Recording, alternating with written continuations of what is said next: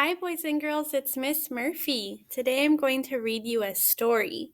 Then we will pause and turn and talk to our neighbor while I ask you some questions. The title of our story is The Most Magnificent Thing, written and illustrated by Ashley Spires.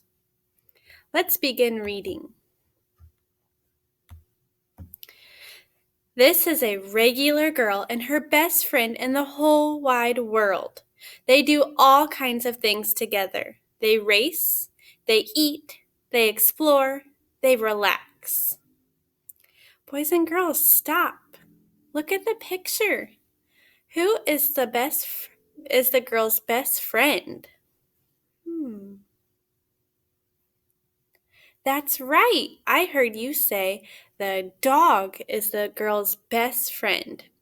Let's keep reading. She makes things. He unmakes things.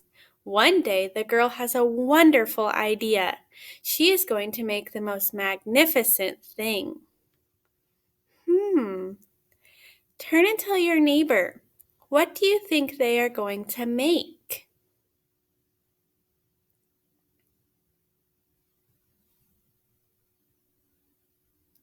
Wow, I heard some great ideas. Someone said a house. Someone else thinks maybe a scooter. Let's keep reading to find out.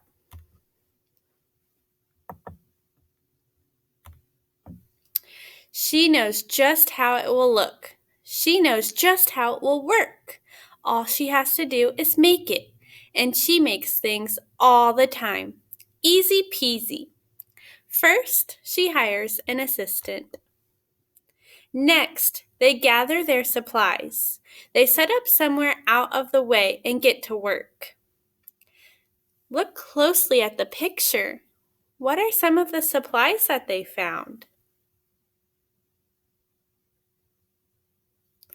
I see boys and girls pointing down to this corner. They see that they found some paint and some metal pieces. I wonder what they are going to create. Let's keep reading to find out. The girl tinkers and hammers and measures, while her assistant pounces and growls and chews. When she is finished, she steps back to admire her work. She walks around one side. Her assistant examines the other side. It doesn't look right. Her assistant picks it up and gives it a shake. It doesn't feel right either. They are shocked to discover that the thing isn't magnificent or good. It isn't even sort of okay. It is all wrong. The girl tosses it aside and gives it another try. Is what she built magnificent? No, she didn't like it at all. I wonder what else she might try to do. Turn and tell your neighbor. What else do you think they might try to build?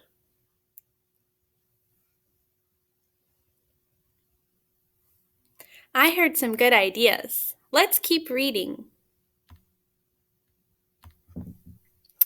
She smooths and wrenches and fiddles.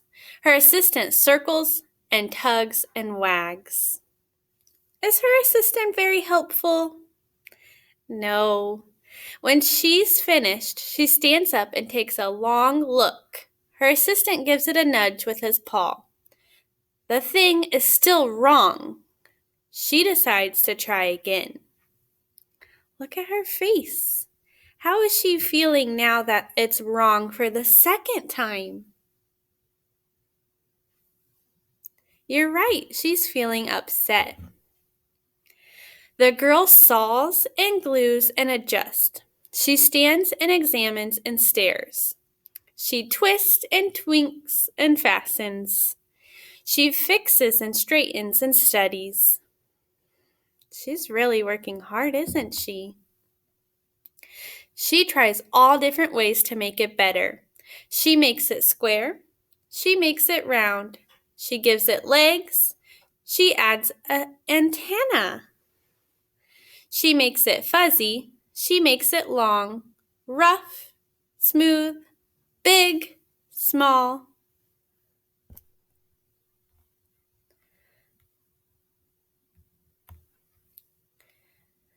And one even smells of stinky cheese. But none of them are magnificent. So is she liking what she's done yet, boys and girls? No. Her hard work attracts a few admirers, but they don't understand. They can't see the magnificent things she has in her mind. She gets mad. Can you make a mad face? Turn and tell your neighbor, why is she feeling mad now?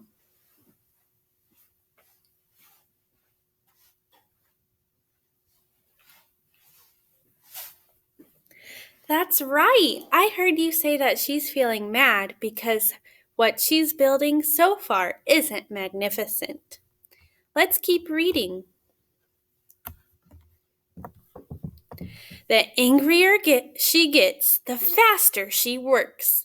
She smashes pieces into shapes. She jams parts together. She pummels the little bits in.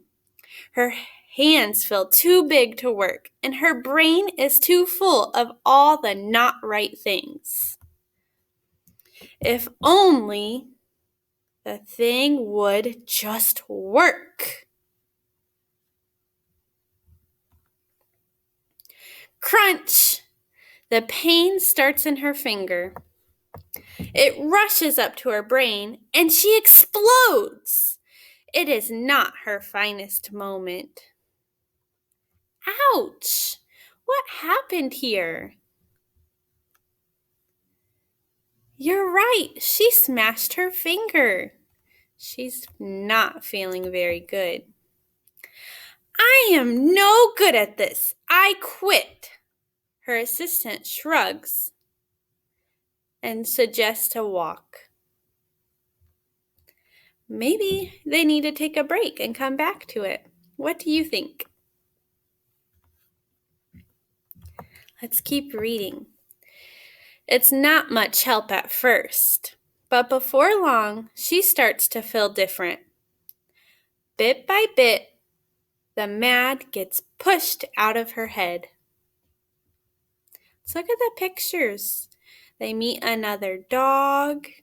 The dogs are playing. She sees a balloon. Then she gets a treat. Let's keep reading. As they stroll along, she comes across the first wrong thing she made. The bad feelings are about to start all over again. Then she notices something surprising. There are some parts of the wrong things that are all really quite right. The bolts on one, the shape on another, the wheel-to-seat ratio of the next. There are all sorts of parts that she likes. By the time she reaches the end of the trail, she finally knows how to make the most magnificent. She gets to work. She works carefully and slowly, tinkering, hammering, twisting, fiddling, gluing, painting. Her assistant makes sure there are no distractions. This man says, this is the perfect thing to ward off bears. She says, this will stop that leak. And this little friend says, this one's all wet. The afternoon fades into evening. Finally, she finishes. She alerts her assistant. The pair take a good long look. It leans a little to the left and a little bit heavier than expected. The color could use a bit of work too, but it's just what she wanted. They climb aboard and take it for a spin. They are not disappointed. It really is the most magnificent thing. What did they build, boys and girls? That's right. They made a little sidecar for her dog so she can push her scooter and her dog can come along for the ride. All right, I want you to turn and tell your neighbor if you enjoyed this book. Great, I heard lots of you liked it. What was your favorite part? Awesome sharing. Make sure to turn and talk and share with your partner. What was your favorite part of the book?